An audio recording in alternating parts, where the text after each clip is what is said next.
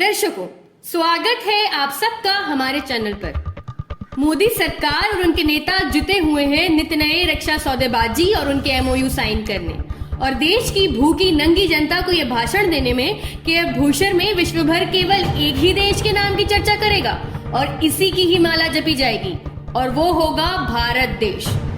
खूब हाहाकार मचा रखी खुद मोदी जी की गोदी मीडिया ने इनके सौदेबाजी और परदेश यात्रा की और तो और अपने गोदी मीडिया के माध्यम से विश्व भर को ये संदेश भी दिया कि भारत केशर की नई महाशक्ति मानो बन ही चुका है।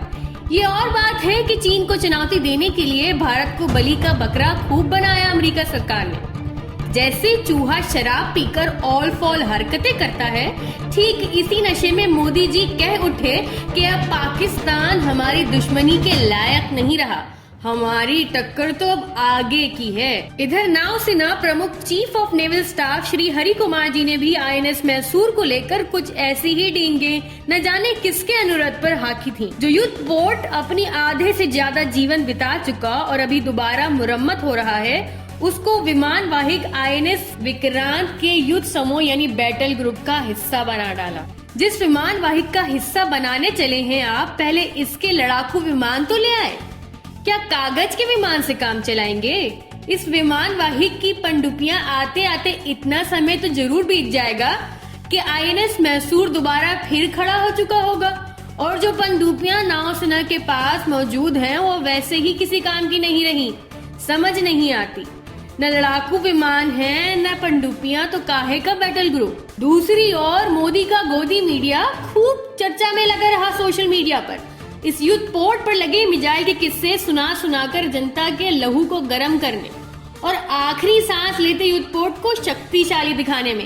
पर अंत हुआ क्या? किसी युद्ध समूह का हिस्सा तो क्या बनता, अपना ही नुकसान करवा लिया। साथ में जो जग हंसाई हुई वो अलग हिस्सा बन गई इतिहास के पन्नों का।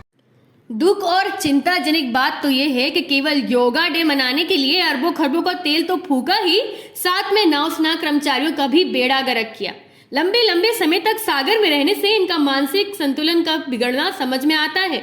इसीलिए कभी युद्ध पोर्ट पर आग लग जाती है और कभी बेकाबू होकर कहीं टकरा जाता है।